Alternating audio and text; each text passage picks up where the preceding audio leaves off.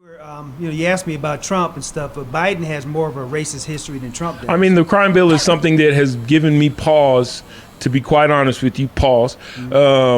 When it comes to this, lesser of two evils, it's a must that you vote Democratic because the world's gotten so bad under the rule of Donald Trump, and he's the reason that America's racist. And it has given me pause simply because I do my research and I know what Kamala Harris's record is. Exactly. I know what Joe Biden's record is. Exactly. And to tell me that that's the lesser of two evils in a Black Lives Matter moment doesn't square with my circle. Right. That's just being quite honest with you. And that would be irrespective of their party. That's their policies. That's their history. And Trump's First Step Act freed over 11,000 mostly black men from prison. But having said that, you still have a president that seems very reluctant to stand in the face of clear and present white nationalist beliefs and things that he is reticent to divorce himself of. And I can't, the critical thinker can't understand why he wouldn't do that if those weren't his sentiments. I can explain it. So he has denounced white supremacy multiple times, and I'll be happy to send you the video of him as a montage because he's done it many, many times. But every time he gets in front of Chris Wallace or Samantha Guthrie, whatever her name is, they ask him the same question over and over. They ask you and you answer it again. Isn't that one of those that it's like, it's like it's a frustration because every time I get in front of a camera, they ask me, is Trump a racist? And I say no. And then I get in front of another camera, they and ask you, Trump's racist. I say fair. no. That's fair. I said no. And I've been around the man, and I know he's not. Let's move to police reform. Yes. Same question for both of you. How does your party's policies and platform ensure effective police reform? Let's start with you, James. So the beautiful thing about Colorado is that we were the first state to pass Police Accountability and Integrity Bill this year, Senate Bill 217. Yep. That was a bipartisan effort. The funny thing about Colorado politics is I think it's 80% of the bills that we pass and the governor signs in the state legislature are bipartisan. So again, right. I remember, I'm gonna share just a moment of vulnerability. I try to be that way generally, but I don't want to tone down the conversation. I want to keep it built up. But Senate Bill 217 bans chokeholds, right? It stops you from having certain projectile weapons. It makes it so that you can't shoot somebody when they're running away, fleeing felon.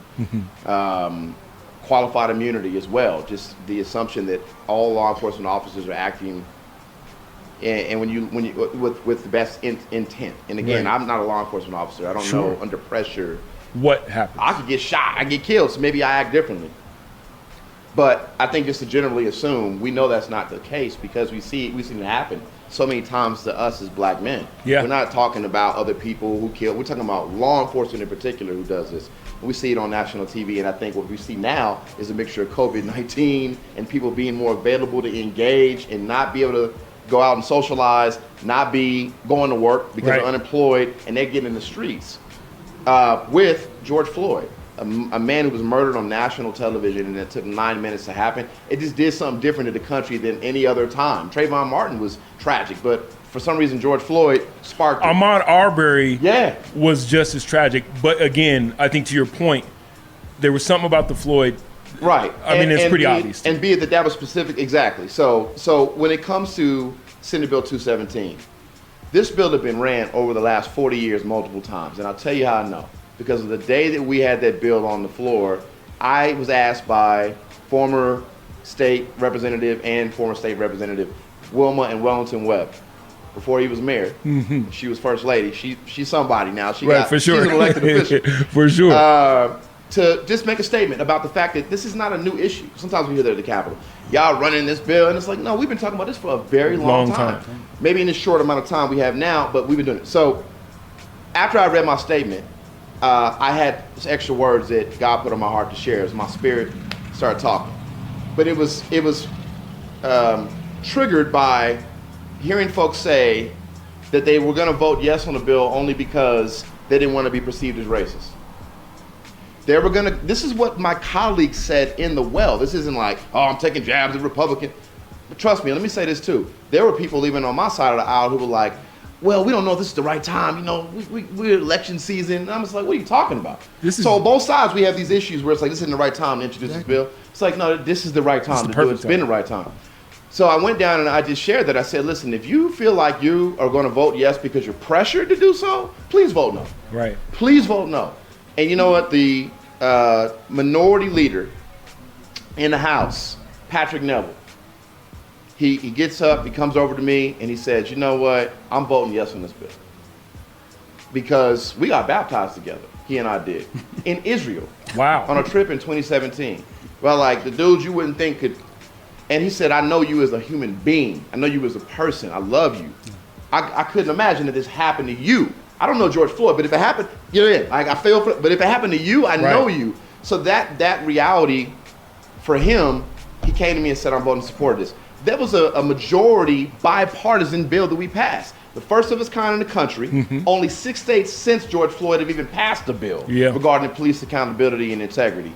And it was stakeholder. All bills can be more fully stakeholder, but there were law enforcement at the table. There were so many other people, and guess what? Even past that, we've been working with a task force, hearing from law enforcement and a whole bunch of folks to make sure. So I know that was a long answer, but I just wanted to share that because I had to allow myself to speak freely in a way that I never have as a black man in the last 4 years in the Capitol.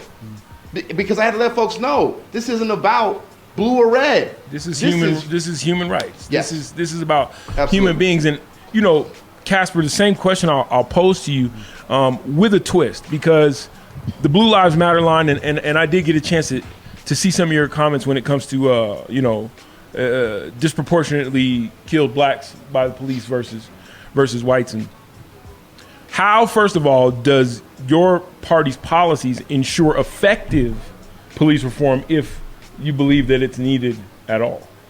So I believe it's needed for sure. I don't believe that the majority of police, or even a huge number of police, are racist or what have you. But there is a problem, 100%. I would admit that to anybody. There's a problem. I admit to police. But I can tell you from experience, because I am 60 years old, that we will either be ruled by the local police or not ruled, but we will either have local law enforcement, or we will have gangs, mobs, or the feds. You really feel like that? I know. It's a fact. It's a fact. If local police is not here, we're going to be ruled by gangs, because the gangs. I'm going to interject real quick. It's not really, well, it's not a debate. So I find it hard to believe that people, like, I look around now, and I walk around the streets, and every time I hear that sentiment that, well, without the police, there'd be pandemonium in the streets. There would be. I walk around constantly, and I see people comporting themselves daily. They go to and from work. They go pick their kids up from school or after school, or now we're living in a different world, obviously in a COVID world. But they go to and from the store. And but you're talking about the average person. I'm talking about the gangs that are there right now. The only reason they're at bay. You think that they would proliferate through the streets if there were no? 100%. Okay. 100%. Not even questionable. I'm telling you, it's been proven. It's played out in Portland when they did the quote unquote CHAP or Chaz. Or when there was a police-free zone. Okay. Oh no, that was under extreme circumstances. No, though. You'd have to it was admit. a police-free zone, and guess what? There were individuals carrying semi-automatic weapons, policing because the police couldn't come into the area. That's what happens. That will happen anywhere. If police are not there, then gangs and mobs will show up until the feds show up. And then when the feds show up, then that's when real crap hits the fan, because the feds start taking out everybody that has a gun. I have a hard time believing that, but to your point, your party's platform in terms of police reform, because you said that you do think it's necessary. Oh yeah. How would it be most effective if guided by the Republican Party? So I supported a lot of what they did in the state capitol. I think it was good.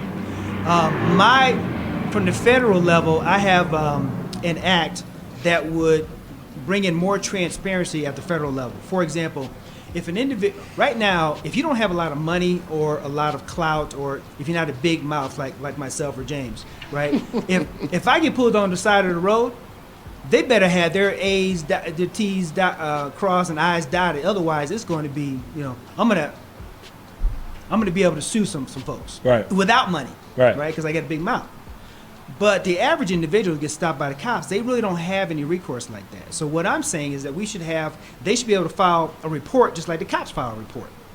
So what happens is there's an incident, and the cops always have a report they file. Sure. So a citizen writes a report. Sure. And that report is not put into a round file somewhere. It's put onto some website to where anybody, you can pull it up and say, Officer Jones is sure arresting a lot of black folks these days. You know, you can start pulling that up. So that information is readily available to us as citizens, so we can keep an eye on Officer Jones to make sure that this trend that we see in some officers is not happening. Now, Officer Jones' supervisor's also name is going to be on that report. So now, how does the everyday citizen get access to all of that information? Like, that's a lot of onus to put on. No. Citizens. They don't have access to anything. You fill out a report and you file it just like, okay, you can file a report right now against anybody, but that report doesn't get seen by anybody. It gets pushed way down and nobody even knows about it. This gets elevated, intentionally elevated. So now it's in the light. Right. And it's on a public access website, just like almost like finding the sexual offenders, how they all have to be registered. Secretary of State, where you go to the website and pull up information about businesses, right? Right. Same thing. Now we have accountability that we can pull up Officer Smith and say, how many filings did he? Wait a minute, he had 10 arrests, and they all happen to be black, and they all happen to be wherever, right? That is more transparency. So it's like a Yelp for cops. Oh, thank you. Thank you for simplifying it. But yeah, exactly, right? But hold on, but that's not it. Because now that report now can be used in a court of law, right? Because they have their report, and if you don't have any money, you don't have a report. You don't have any strength at all in the justice system. But this report gives you now some strength. Because if I have money, I can just hire a lawyer, and the lawyer does all this stuff, and next thing you know, the problem goes away because I got a lawyer. Sure. Right? This gives you almost the same level of power you would have without having the money and the lawyer in process. I mean, when it comes to police interaction with any community, I've always been of the opinion that if police feel like if they can do it to me, it's only a matter of time before they do it to whomever else. Mm-hmm. Power unchecked just tends to operate like that. Right. Why has it not been? And James, I'm going to come back because I saw that in Bill 217, mandatory body cameras aren't. It's not. It doesn't go into effect until 2023, which for me it was a disconnect. That seems like a now measure. That seems like we $7.9 billion or however much you get in infrastructure and we can't afford to outfit all these cops with body cams right now. It didn't square with me, to be quite honest with you. Licensed, bonded, and insured, though. The level of accountability that any person with a CDL has, or you have driving around in the streets, there's a level of accountability because you have insurance that has to be held up. How has that not been thrown around in terms of all this police reform and making sure that every officer, from a federal level, like a federal standard, that every officer, no different than a doctor that could be sued for malpractice, how has that not been thrown around, or have you heard that thrown around in your circles of conversation when it talks about police reform? So first of all, shout out to the folks who passed that bill. I failed to do that, so I want to give a shout out to Representative Leslie Herod, for sure, chair of the Black Caucus. Also shout out to Senator Rhonda Fields, who's the assistant majority leader. Shout out to President Leroy Garcia. And shout out to Representative Gonzalez Gutierrez in the House. For sure. That has not been brought up to my knowledge. Again, I'm not engaged in the level of conversation about that bill the way that the sponsors are. I know this for sure, though. Whatever we can do to make that bill stronger, they want to do. We heard from our own folks that the bill wasn't strong enough. So that don't mean that we just sit back and say, well, we'll wait until 2023 and we'll see how it all. We want to figure out a way to make it stronger in the areas that we miss. You have to understand too, we passed that bill in 3 weeks. I know that, and that is, and that's the thing is of all we were able to get accomplished. And so I know it's not a criticism of it, but what it is what you're saying is we got to make it stronger. We wholeheartedly agree, and I know that there's a conversation being had right now because when January comes, we will be introducing more legislation with law enforcement at the table, making sure that they're part of the stakeholder process, so that when the bill comes out and is drafted, they can be supportive of it as well. You're never going to get 100% of the people on the team to support something, but when we look at introducing another bill and making it even better than what it was this year, adding some of the concepts you might have, I think we'll get it done this year. Casper, when you look at, and this will be the last question, and we can move on to the topic of the day, of the hour, which is coronavirus. When you look at police reform and its necessity, where are your target items first? Outside of the database that you were talking about. I think body cameras are a good idea. You know, maybe 5 years ago I wasn't a fan, but today I'm a fan. Why wouldn't you have been a fan of that? I didn't think it was needed, but now I think it's needed. You know, there's too much going on, and we have the technology to do it now. We have, you know, the technology is not that expensive now, as it was even 5 years ago. So I think it's good, and it's helping people be more honest about what actually transpired. That's why I'm saying this report is also a good idea, is to get that on paper. What from the victim's side of the fence, what happened, from the police side of the fence, what happened, and then we have body camera footage to kind of sort through what actually happened. I think that's all good. It's all good to have in place. I don't see a lot of police reform initiatives coming from the Republican Party. Let's just be honest. It's kind of like how y'all ride. Blue Lives Matter. I shouldn't say y'all. It's how the party rides. I will readily admit, you know, I don't see a lot of that coming from the Republican Party, and I push on them all the time to do more of that. That's why I have the initiatives I have, because that's why I need to get in, because I want to be doing things that make a lot of sense for the community. Even though the community doesn't support me and they call me a coon, I still want to help the community. The discourse before we get to coronavirus, I think that's a good place. Our discourse has gotten so toxic. There's the inability to disagree without name calling or marginalizing the opponent. It's really gotten to a level of, it's not just distasteful. It's like it pushes a centrist like myself. It pushes a moderate away from the conversation, because there is no room for dissension of thought. How do we fix our dialogue in these, and they're really charged moments. So I understand why people are so emotionally invested, but how do we fix our dialogue in this day and age of politics? My grandmama used to look at me around. I'm looking at you right now. She said, and I see it. Said, boy, you know what you're supposed to do. For sure. That's it. If you're watching this, you know what you're supposed to do. I mean, I can give you an answer like, and it's true. We got to be better leaders, and we have to lead by example. You have 2 ears for one reason and one mouth for one reason. You got to learn how to listen. You got to learn how to seek understanding. You can't learn what you already know. I mean, these are things that my grandparents told us sitting down at the breakfast table. For sure. And so I look at it and I say, you know, I think, again, we are more driven by the opportunity, what's politically expedient, whatever, then I really want to make amends, and I want to figure out a way for us to work together. I want to have consensus. I'll give you one specific idea, and this actually came from President Obama. He was on his way out, and I think he had all of his interns at the White House, and somebody asked him and said, you know, we hear that compromise is a bad word. It's a negative connotation. You don't compromise. I mean, right now in Colorado, we got a super majority, right? We got a governor who's Democrat. Right. We got a House and Senate that's Democratically controlled. I find myself sometimes in the minority, but I've been in the minority my whole life, so it's nothing new. Being able to say this, that a bad compromise is one where you end up with nothing what you intended to get in the beginning, right? You amended the bill all the way down and compromised, and at the end it just looks like nothing. Right. That's a bad compromise. A good compromise is when you would accept better, even if it's not best, because better is what we have right now. And that's the issue, is that because we can't get the best, then we're never going to get better, and we end up settling for where the current mess that we're in right now. And so for me, I think we have to be able to have that conversation, have that understanding. I went to Ghana in 2015, and somebody told me, you know, we have a meeting, we don't leave until we find consensus. You don't even go home, see your family. Right. I go to work tomorrow. I gotta eat. You know, I haven't eaten dinner. Right. They're like, we haven't found a consensus yet. Yeah. They're forced to find it here in America. You know, and not, I shouldn't say just America, but we're talking about America. Here in Colorado, here in Denver, sometimes we have folks who would rather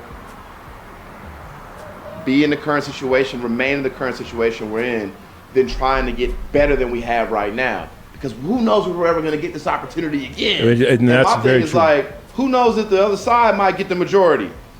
And then what? And then they do the same thing to us, and you're gonna be the very person talking about we shouldn't be doing this. Yeah. And it's like, but well, you did it to them, so we have to treat each other how we want to be treated. Again, something my grandmother told me. It's very basic. Man. Right. Yeah. Casper? You know, it's hard to argue with James because he makes a lot of sense. That's why I like him.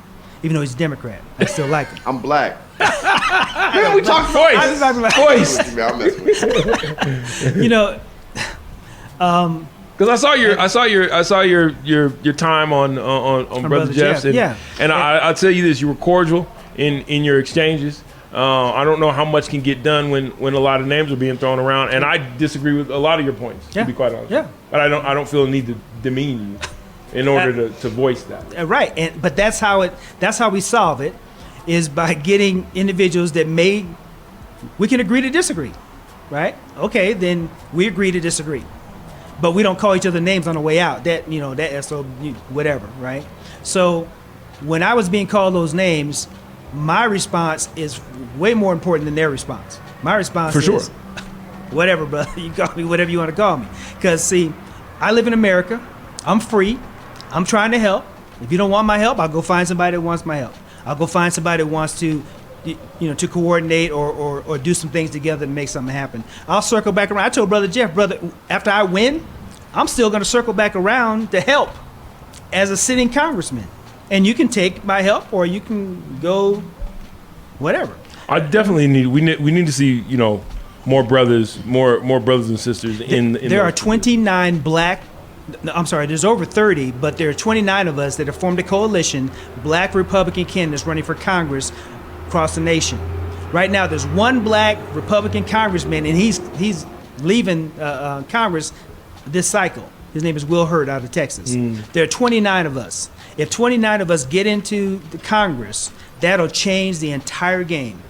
I would like to believe that. Let's go before I let y'all go to the topic at hand, I guess, for the hour, which is coronavirus and COVID-19 and measures to restart our economy, pull people back into confidence about being around one another.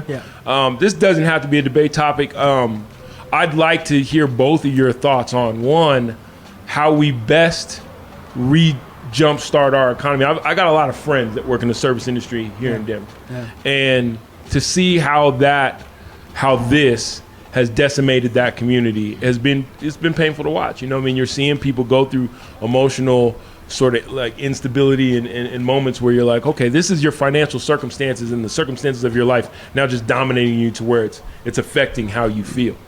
How, and either of you can go first, how would you do it? How do you prioritize getting us all feeling comfortable with, I don't know if it's a vaccine measure, I don't know if it's well, that's over, everybody take the masks off and go back, to business as usual measure, and how businesses should operate going forward. Coin flip, whoever wants to go first. Beauty before ugly. That's you. That's me? You the beauty. Oh. Okay. I thought it was somebody else. He was handing you it was a softball. He told him. Okay. So I have a lot of strong opinions on this matter. I've been watching it from the very, very beginning. They scared the you-know-what out of us in the beginning, and everybody went home for 2 weeks. It was like, I'm not going out there because this stuff is dangerous. What we found out, though, the science and the data show something different than what they sold us on in the beginning.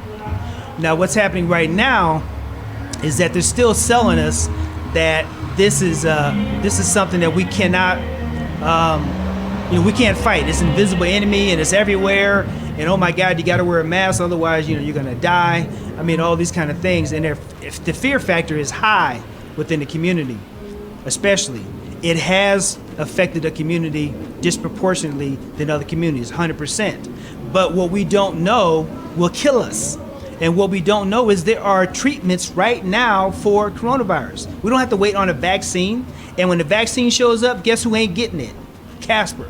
I ain't taking no vaccine because there are treatments right now where I don't need a vaccine. So if you guys want to take it, I think you should. I think it should be available for anybody that wants to take it, but don't force me to take it. So you're a no on mandatory, but I am a no on mandatory. I know I'm mandatory vaccine, but I am totally fine with them coming out with vaccines and all this other stuff to help.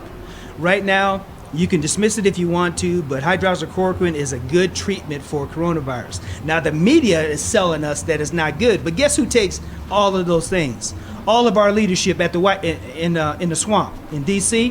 When they get corona, 2 weeks later they're back working again. They ain't missed a beat. Right. Why is that? Because they know the treatments to take. The president went to Walter Reed for 2 days. He's back out because they are taking the treatments to deal with coronavirus. And the reason why we are struggling right now in our economy is because our leadership in government is wanting to keep us suppressed, keep everything suppressed. Everything should be open. Restaurants should be open, schools should be open, churches should be open, because we know how to deal with this virus now. There are treatments. There are things you can take preventatively to be healthy. So I take those measures right now. That's why I'm not really worried about catching corona. If I do catch it, it's going to be a very short time, that I'm going to be down or whatever. So there's things we can do right now, healthy things, vitamin D, zinc, hydroxychloroquine, Z-Pak, all those things, and some others now that they've come out with since the virus was So known. you're of the opinion that you fix the body, you tackle it from a physical standpoint strictly. Everybody should be back to living at a confident level, and we go back to business as usual. Yes. Is it fair? And to your point, is it fair? Or I'll make more of a statement than ask a question, and I'm gonna ask you the same thing, James. Was it fair for Trump to shut down the border? Everybody calls him a racist. You open up the border, then he doesn't want to acquiesce on completely shutting down the economy. And everyone, screams that you got to shut down the economy. He shut down the economy, and now he's being held responsible for an economy that is stalling because he did what was asked to be done, was to shut it down. I don't know if that's really fair. So, James, I just wanted to touch base on this really quick. Sure.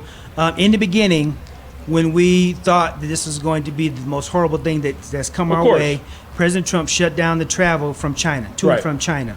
They complained about that, and they called him a racist because he shut down flights to and from China. Nancy Pelosi was in Chinatown saying, no, come on down, hug all the Chinese, it's fine, right? And then he shut down travel to Europe.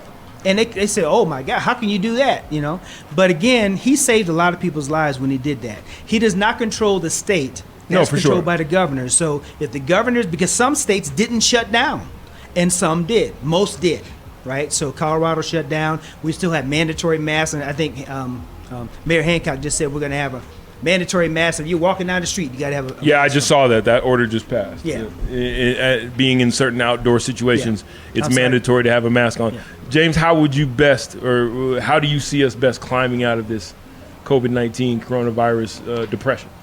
So I start off by saying I believe that what America is experiencing is something that we in the black community have been experiencing before COVID-19. You just got finished talking about police brutality, right? And like racial justice is normally about that conversation. When we hear about it, we see it. But racial justice is about making sure all of our kids, even with COVID-19, have protocols and procedures in place where they can go back to school safely, and parents being able to make that decision on whether or not they want their kid to do that.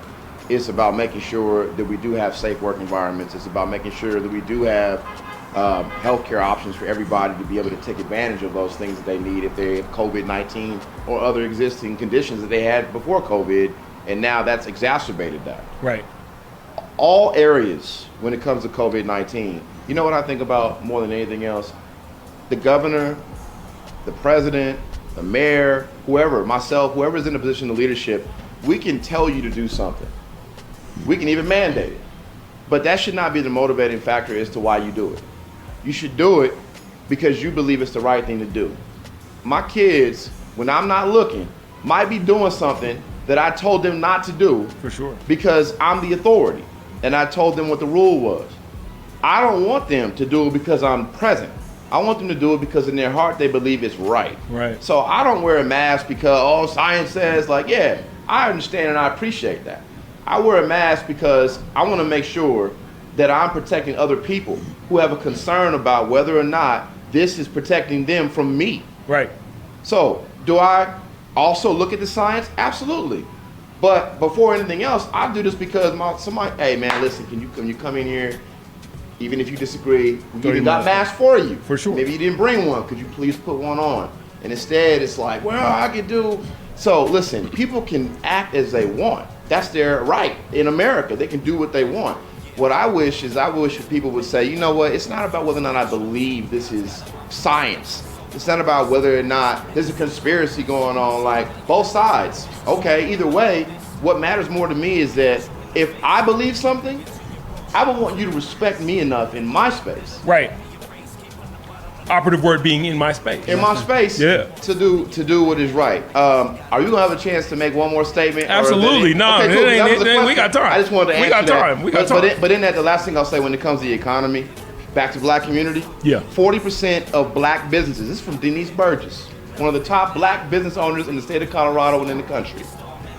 40% of the black businesses in the state of in the country have been shut down since COVID-19. Sure. Absolutely. And Casper knows that. We've 100%. talked about this. So what I want to see as a result, an investment, because it's been disproportionately impacting us. I want to see a disproportionate investment of capital into black-owned businesses, like Denise Burgess's. I want to see investment of business supports. I want to see investment of property, so that when somebody wants to buy a space and needs some land, we have access to those things. We talk about 400 plus years of systemic oppression. It ain't gonna change overnight. No. But what I do know is that we need something that's the opposite of that, and that's what I call sustainable solution.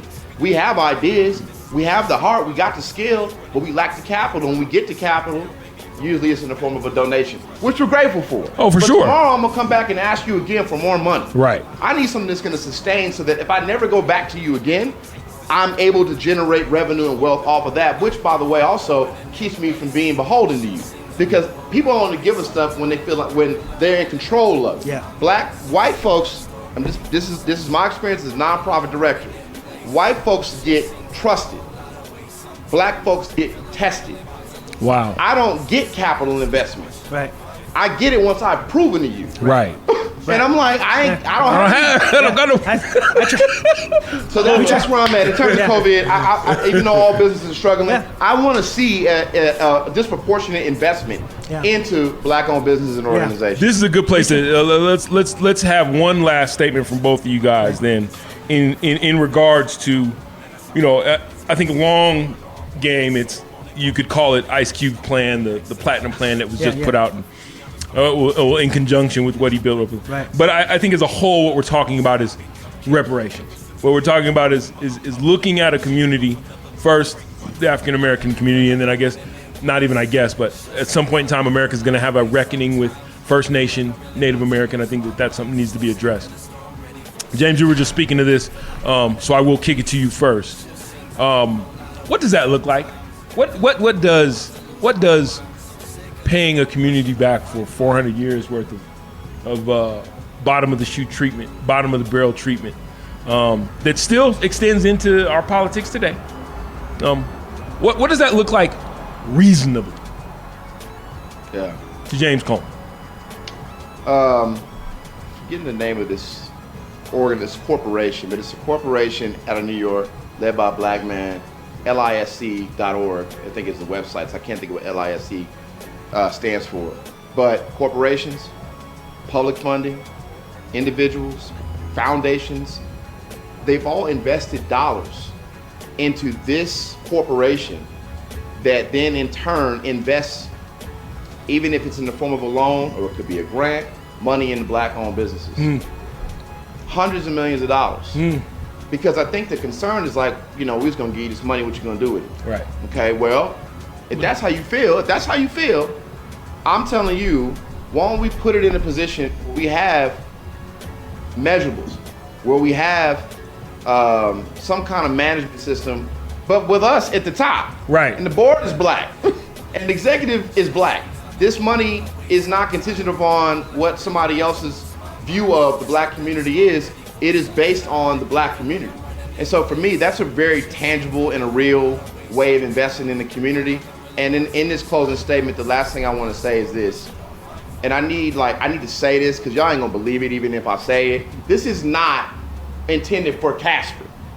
This is intended for me because even in my existence, I've said certain things and I've done certain things in a certain way that I had to be corrected on. Mm-hmm. So whether Casper agrees or disagrees, it's fine. But what my standard is, you were talking about policing earlier and whether or not our communities should be able to police themselves, and that if the law enforcement was funded, then we would basically be turned over to ourselves. We would rip each other. Like, I just don't believe it. Let me just say this. This isn't even about that. It's just about us as a people. We have to have high standards for ourselves. Agreed. Even if the facts show we will be turned over to ourselves, and what we saw in this state or that place, we ripped each other apart in that instance. And the reason why I say that is this, man. I don't know if it's one person that's gonna listen to this or hundreds of thousands of people who can listen. Right now, I'm just little old James Coleman, state rep, running for Senate in Colorado. I don't have a big platform. I'm not all on social media blowing up. But if that one person who happened to be my brother who was in the blood gang who got murdered, or it happens to be somebody who is sitting very close to us in this proximity who used to be a Crip and now got a PhD. I already know. We have to engage folks and show them that we love them, even if it means losing our lives. I agree. I sat down with my man and we went to where some gang members was hanging out and had a conversation with them, knowing that we could have potentially got hurt. Right. But we live up to the standards and expectations that are set for us. And it's one thing for another person outside of our community to say it because they don't have no cultural responsibility to us. They have no context either. Right. They have no context either. But it's another thing when we say it. Now, again, that's not a jab. That's not, I'm just saying it because I've said that. I'm nervous. Maybe I shouldn't go. Like, I got a bulletproof vest. For real. I don't have to say it. I might do it in the action. I ain't stupid. But I still roll up in there like, yo, man, I need to talk to you. That don't mean you take a risk, but you be calculated. My point in all that is like, we gotta be willing to die, man. Yeah. And this ain't no, Nat Turner. But that's how I feel sometimes, man, when you at your wit's end. And it's like, no matter what I do, they're just gonna keep killing us, man. No matter what I do, number one business owners in the country live here, and black business owners, and they can't get these contracts. Right. Educated, got degrees, right. Proven record. Right. So it feels that way in America, but I'm gonna say this, I ain't giving up on it because we built it. For sure. I ain't going nowhere. I'm not going nowhere. I might feel some kind of Back way to about Hunt? it, but we're gonna figure this out, man. So thanks for letting me preach. I'm gonna preach. No, I take Pass that. around the offering plate. Casper? So I want to clarify something because of what Speak James to just said. reparations when you get an opportunity, but Absolutely, keep going. absolutely. So I am not suggesting that we need to have white cops, policing us because we can't police ourselves. That's not what I'm saying. But we need more black cops in our neighborhoods. Yeah. And those black cops right now, by the way, are under more pressure even than Casper's under because they're trying to do the right thing in the neighborhood and they're getting called coons and everything else too. So we need to be careful of that.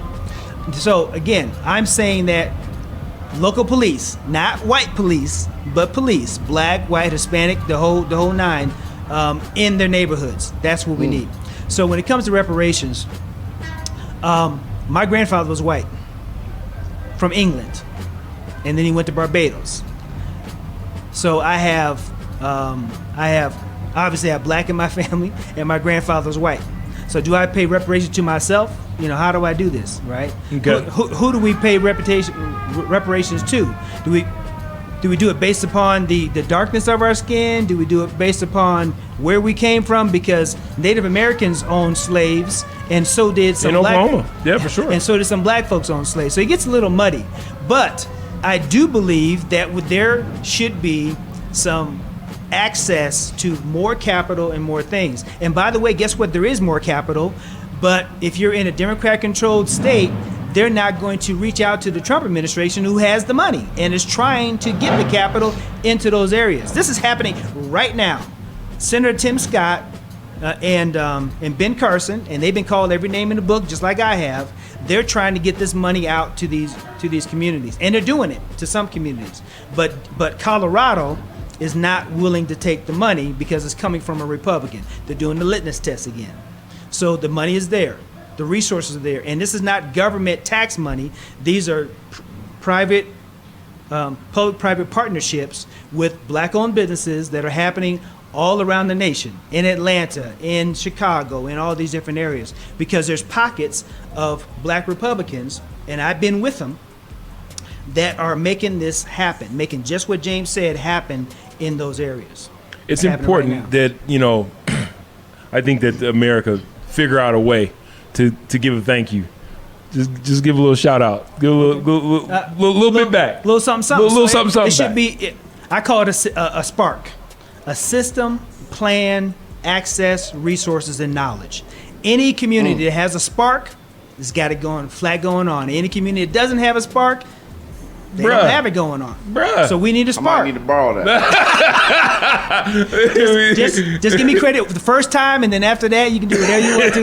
It's bipartisan now. It's bipartisan now. I can't thank both of y'all enough for sharing your heart for real, and for your knowledge Amen. and your wisdom. And I think showing that, you know, sitting across from one another, you know, is not nearly as hard when, as you alluded to earlier with your grandmother saying, you open your ears and you just listen. Yeah. What's better than one billionaire? Two. Two. Especially if he's from the same hue as you. Okay. That's a great philosophy. Come on, man. Okay. James, Casper, thank you both very Amen. much Thank you. for your Appreciate time it, and your I knowledge. appreciate you. Straight up. All right. So listen, we're going to go to the street.